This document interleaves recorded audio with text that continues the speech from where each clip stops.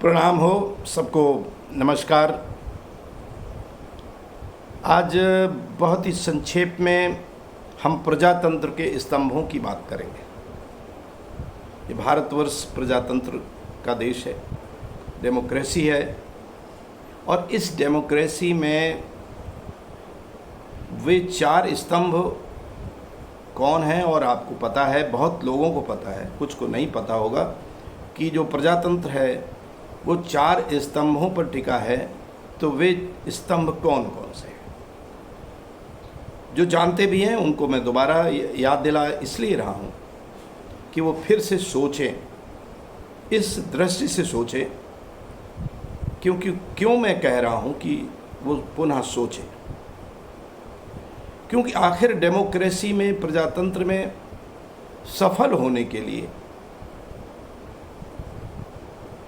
एक रास्ता है कि आप राजनीतिक सत्ता प्राप्त करें।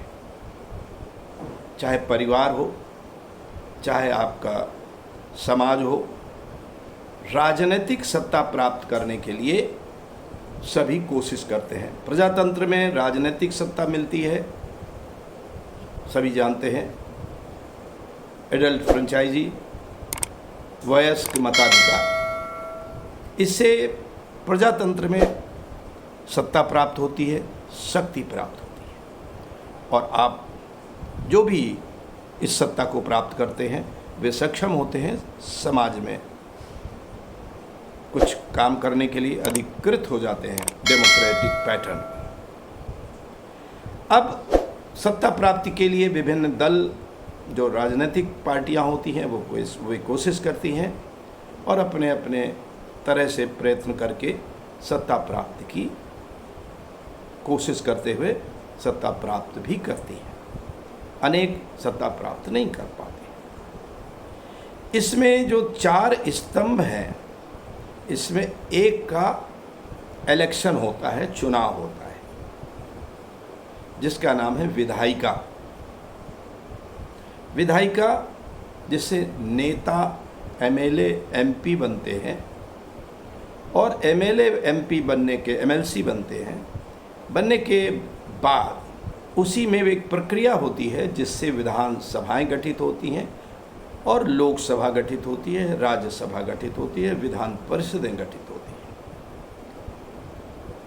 तो वो तो एक विधायिका का कार्य क्षेत्र भी होता है, और इन चार स्तंभों में सर्वोच्च स्थिति में वो पहुंचती है कि उसी के द्वारा, उसी के जीते हुए लोग, आपके चुने हुए प्रतिनिधि ही शासन के महत्वपूर्ण पदों में बैठते हैं, चाहे वो प्रदेश में मुख्यमंत्री हों या अन्य मंत्रीगण हों, या केंद्र में प्रधानमंत्री हों या अन्य मंत्रीगण। अब आइए, ये सब आपको पता है। अब आइए इन तीन स्तंभों की बात कर लें, जिसमें एक है कार्यपालिका। कार्यपालिका जिसको अंग्रेजी में ब्यूरोक्रेसी भी कहते हैं। ये कार्यपालिका कैसे बनती है? इसके लिए तरह तरह के कॉम्पिटिशन्स होते हैं, तरह तरह की नौकरियों की जगहें निकलती हैं, छोटी से लेकर के, चपरासी से लेकर के, और आईएएस तक, चीफ सेक्रेटरी तक, किसी न किसी सर्विस के माध्यम से, कंपटीशन के माध्यम से इनमें भर्ती होती है। तो ये कार्यपालिका का गठन होता है, ब्यूरोक्रेसी का गठन होता है, लगातार भर्ती चलती है, लगातार रिटायरमेंट होते हैं और लोग आते हैं, और शासन का ये महत्वपूर्ण अंग होता है। जो चार स्तंभ हैं उसमें से एक स्तंभ कार्यपालिका का होगा। अब एक दो स्तंभों की बात कर चुके, विधायिका की, कार्यपालिका की। अब एक बड़ा महत्वपूर्ण स्तंभ है न्यायपालिका, जिसको जुडिशरी कहते हैं अंग्रेजी में। ये जुडिशरी है जो नीचे के कोर्ट से लेकर के, लोअर कोर्ट से लेकर के सुप्रीम कोर्ट तक गठित होती है। ये बड़ा महत्वपूर्ण अंग होती है डेमोक्रेसी का, क्योंकि तमाम जिनमें विवाद होता है समाज में, चाहे जनता के बीच, चाहे सरकारों के बीच, किसी भी स्तर के विवाद में ये जो विधायी, ये जो हमारी जुडिशरी है, जो न्यायपालिका है वो आगे आती है और वही निर्णय करती है। तो बहुत बड़ा स्तंभ है न्यायपालिका। ये 3 स्तंभ है और चौथा स्तंभ वो बहुत महत्वपूर्ण है। वो स्तंभ है मीडिया, पत्रकारिता। मीडिया केवल कोर्स होते हैं या उन कोर्स में जो मास कम्युनिकेशन के होते हैं, ज़रूरी नहीं कि आप उनको पास करें। मीडिया में जाने के लिए अच्छा खासा जो पत्रकारिता के गुण होते हैं, पत्रकार के लिए जो गुण होते हैं, वो किसी भी व्यक्ति में हो सकते हैं। बहुत डिग्री की भी ज़रूरत नहीं होती है कई बार, और कई बार जो डिग्री लिए होते हैं उनको पत्रकारिता रास नहीं आती है और वो बहुत अच्छी पत्रकारिता नहीं कर पाते हैं, मीडिया में बहुत अच्छा ऊंचा स्थान नहीं बना पाते। तो अब मीडिया में प्रवेश एक अलग ढंग से होता है, और चाहे वो प्रिंट मीडिया हो, चाहे इलेक्ट्रॉनिक मीडिया हो, चाहे बहुत बढ़ा हुआ क्षेत्र चल रहा है सोशल मीडिया। सोशल मीडिया में तमाम तरह के हैं, जिसमें वेबसाइट हैं, जिसमें तमाम ऐप हैं, जैसे कि यूट्यूब है, फेसबुक है। तो ये जितने भी सोशल मीडिया के हैं, व्हाट्सएप हैं और आदि आदि, तो ये मीडिया पूरी तरह से समाज में नियंत्रण स्थापित करती है। और जो 3 स्तंभ थे, विधायिका, कार्यपालिका, न्यायपालिका, उनके कार्यों का प्रचार प्रसार करती है मीडिया। अब अगर आप विधायिका में बैठे हैं और आपका प्रचार प्रसार मीडिया नहीं करती है तो आप सफल नहीं हो पाते, या आपके खिलाफ मीडिया है, आपकी चीज़ों को जो नेगेटिव चीज़ें हैं होती हैं उनको उभारती है, तो उस स्थिति में भी आप असफल हो जाते हैं। तो मीडिया में उन्नति करना बहुत आवश्यक है। अब आपके सामने प्रश्न है कि आपका जो परिवार है, ये देश चूंकि जातियों में विभाजित बहुत ज़्यादा तेज़ी से होता है और बना हुआ है सदियों से, तो आपको उस दृष्टि से भी देखना है कि क्या आपकी जाति इन क्षेत्रों में आगे है या पीछे है। तमाम संस्थाएं होती हैं, जातियों की संस्थाएं बनी हुई हैं, लोगों की तमाम संगठन बने हुए हैं जिन्होंने जातियों के संगठन बना रखे हैं, मगर क्या उनका कोई उपयोग है राष्ट्र की मुख्य धारा में आने के लिए? क्या वे इन 4 स्तंभों के आधार पर अपने अपने समाजों को राष्ट्र की मुख्य धारा में लाने की कोशिश करते हैं? और अगर ऐसा करते होते तो सदियों से, अगर आप सर्वे करिए, आंकड़े इकट्ठे करिए, तो विधायिका में तो चलिए चुनाव होता है, इलेक्शन होता है, वो जनता जिताती है, हराती है, तो उसका तो रास्ता बिल्कुल अलग से है। मगर कार्यपालिका में, जो ब्यूरोक्रेसी में, कितने बाकी वर्ग जिनको ओबीसी, एससी, एसटी कहते हैं, कितने पीछे हो जाते हैं कि भारत में संविधान में ये व्यवस्था करनी पड़ी कि इनको आरक्षण दिया जाए, इनको रिजर्वेशन दिया जाए कार्यपालिका में। तो उसके लिए ये जो वर्ग हैं, ये जातियां हैं, ये एक आरोप लगाती हैं अपने से आगे वालों पर, अपने से अगड़ों पर, कि उनको पढ़ने नहीं दिया गया, अड़ंगा लगाया जाता है। सदियों से शिक्षा में उनको आगे नहीं आने दिया गया, तमाम ग्रंथों को कोट किया जाता है, उसमें काफ़ी सत्यता भी है। लेकिन उस सत्यता को 1947 के भी बाद देखिए, तो जिस तरह से ये जो पिछड़ने वाले लोग थे, जातियां थीं, इनको कोशिश करना चाहिए था, इनको अपनी ही कमियों पर ध्यान देना चाहिए था, कि ये अपनी कमियों पर ध्यान दे करके और अपनी कमियों को दूर करते हुए कार्यपालिका में अधिक से अधिक भर्ती में जाएं। भले ही तमाम इनके जो विरोध करने वाले हैं वो अड़ंगा लगाएं, मगर जितनी कोशिश की अपेक्षा है वो नहीं की गई।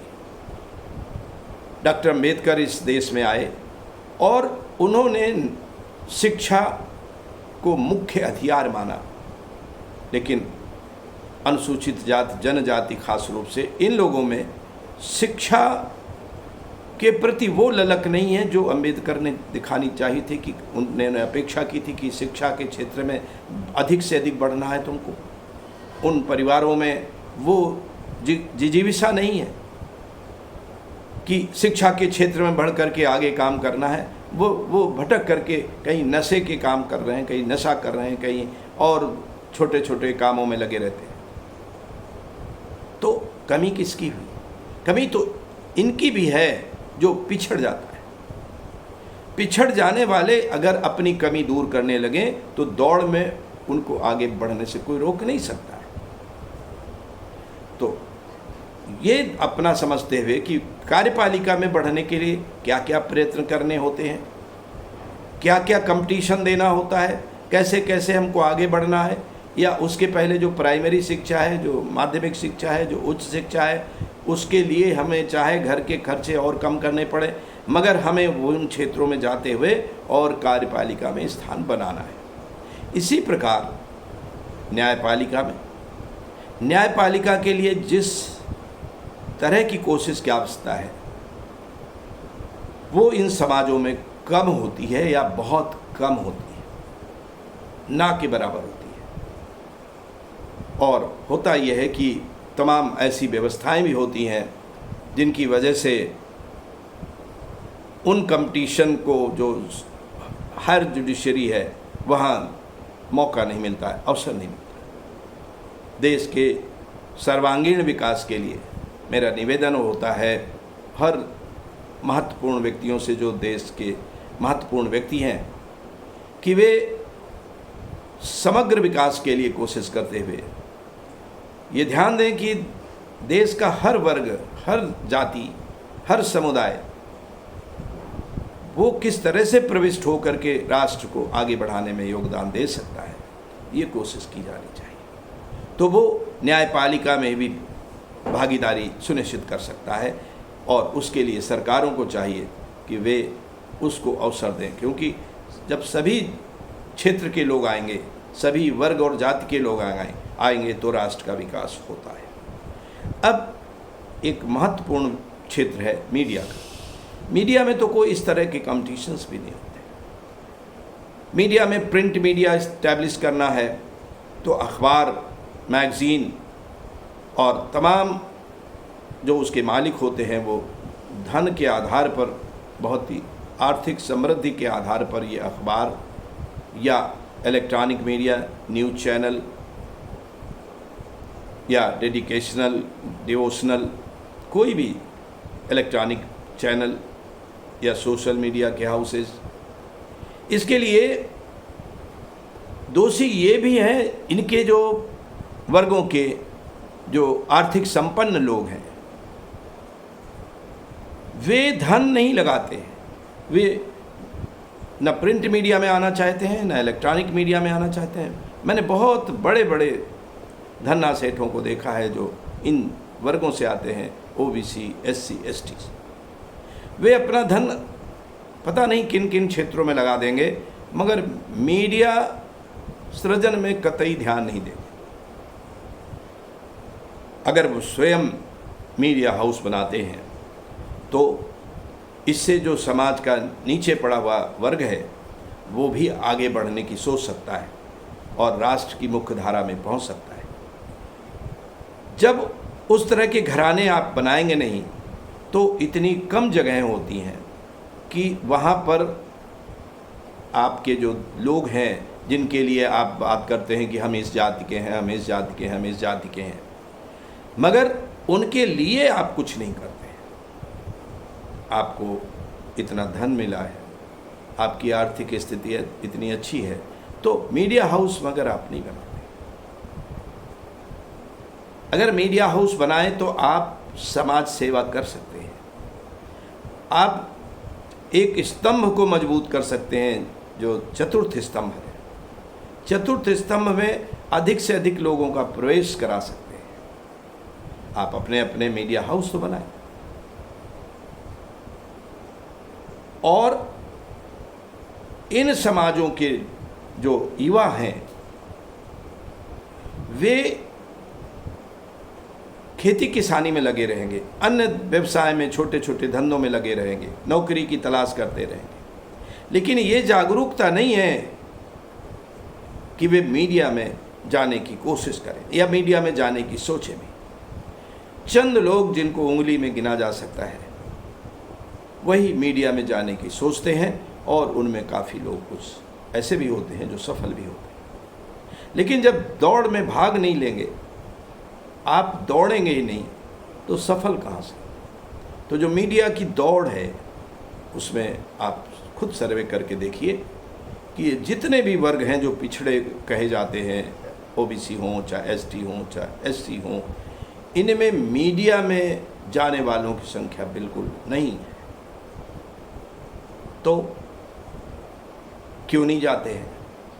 क्यों नहीं सोशल मीडिया में एक यूट्यूब होता है जिसके माध्यम से बहुत से लड़के युवा यूट्यूबर बन करके और अच्छी पत्रकारिता करते हैं, एक स्थान बनाते हैं, उनकी उस पत्रकारिता के आधार पर उनकी एक पहचान बनती है जिसको ब्यूरोक्रेसी भी सुनती है, विधायिका भी सुनती है, कार्यपालिका भी सुनती है, न्यायपालिका भी उस पर ध्यान देती है।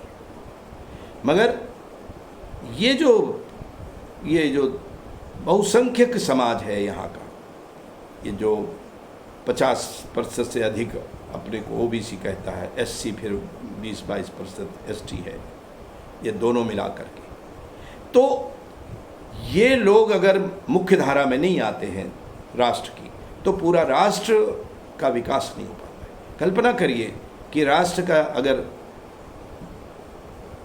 भारी संख्या का जो प्रतिशत का हिस्सा है वो 80% हो सकता है, कोई 85, कोई 90% कर सकता है, वो मुख्य धारा में न होकर के बहुत पीछे है। तो बहुत पीछे जिस राष्ट्र का 80-90% पीछे हो, वो राष्ट्र आगे कैसे हो सकता है? और यही 4 स्तंभ हैं जिनमें अगर आगे हुआ तो फिर इनके माध्यम से उस राष्ट्र का आर्थिक विकास होता है, वहाँ के परिवारों का आर्थिक विकास होता है, शैक्षिक विकास होता है, और जब सभी विकास होते हैं तो ये 4 स्तंभ मजबूत होते हैं। तो जरूर चिंतन करें, और अगर आप में सुनने वालों में से इन वर्गों के लोग हों तो उनको ये चिंता भी होनी चाहिए कि अभी तक वो कर क्या रहे हैं, उनकी सोच क्या थी जो अभी तक इन क्षेत्रों में वो उनकी भागीदारी बिल्कुल जीरो है, लगभग जीरो है। तो दोषी तो वही है, दोषी तो जो दौड़ में भाग नहीं लेता है वो होता है। दौड़ में भाग तो लीजिए, दौड़ने के बाद आप कह सकते हैं कि आप पिछड़ गए, और फिर प्रयत्न करिए कि आप अच्छे ढंग से दौड़ में भाग लें। ये संघर्ष का युग है, हमेशा संघर्ष करना होता है। जिन्होंने संघर्ष किया वही आगे बढ़ गए। तो संघर्ष के बिना अर्जुन को उपदेश देते हुए कृष्ण यही तो कहते हैं, तस्मात् उत्तिष्ठ कौन्तेय, इसलिए हे कौन्तेय उठ खड़े हो जाओ, और युद्धाय कृत निश्चया, युद्ध के लिए तैयार हो जाओ, युद्ध का निश्चय कर लो।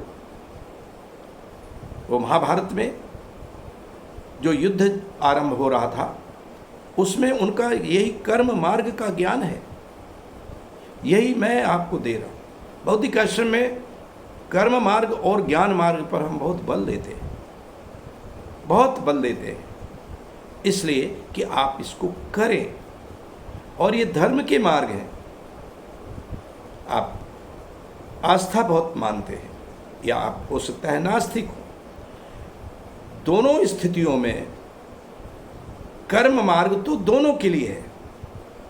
जो आस्तिक है, जो नास्तिक हैं, उन दोनों के लिए कर्म और ज्ञान मार्ग तो समान रूप से है, केवल अंतर भक्ति मार्ग में आता है।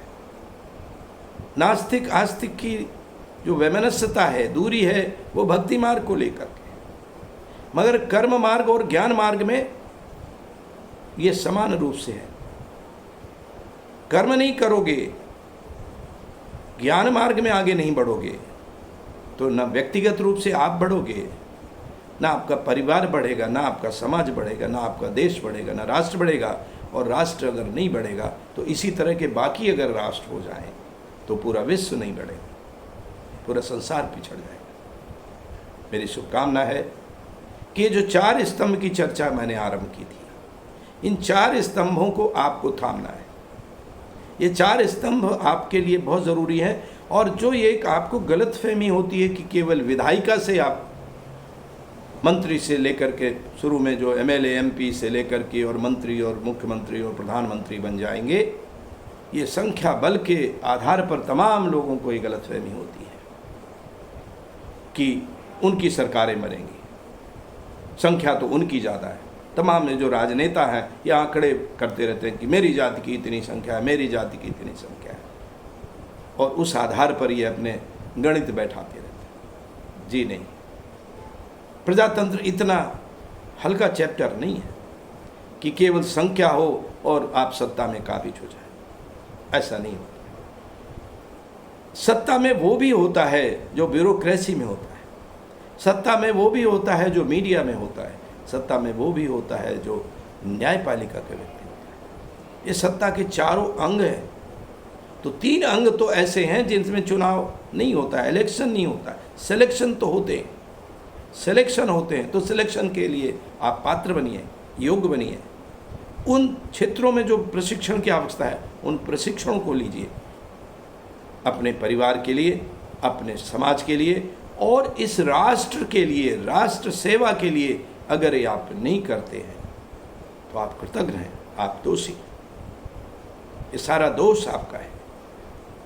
आप अपने दोष के लिए आरोप लगा सकते हैं कि अमुक अमुक दोषी हैं, आपको बढ़ने नहीं देते, आप पर अड़ंगा लगाते हैं, लेकिन केवल ये कहने से काम नहीं चलेगा। अभी कभी भिखारी का इंटरव्यू लीजिए, भिखारी कभी अपनी गलती नहीं स्वीकार करता है। भिखारी बार बार यही कहता है कि जो भीख मांगता है उसके लिए उसका पिता दोषी है, उसकी माँ दोषी है, उसके परिवार के लोग दोषी थे, उसके अध्यापक अगर पढ़ने गया था तो वो दोषी थे। सबको वो दोषी सिद्ध करता रहेगा, मगर वो कभी अपने को दोषी सिद्ध नहीं करता। आप किसी भिखारी से कहो कि चलो अच्छा तुम हृष्ट-पुष्ट हो, चलो तुमको हम काम दिलाते हैं, चलो काम करने चलो, चलो मेहनत करो, वो तैयार नहीं होगा। ज़्यादातर नहीं तैयार होते हैं, शायद गाय बगाए कोई तैयार हो। वो काम से भाग जाते हैं, वो पलायनवादी हो जाते हैं। तो पलायनवादी न बनिए, भिखारी न बनिए। भिखारी से निरीह कोई प्राणी नहीं होता है, और परमात्मा कभी नहीं चाहता है कि उसकी संतान भिखारी बने। वो कभी नहीं चाहता है। वो आपको कर्म के साथ पैदा करता है। आप जिस दिन जन्म लेते हैं तो कर्म आरंभ कर देते हैं, और जब तक मृत्यु होती है तब तक आप कर्म करते हैं, ज्ञान अर्जित करते हैं।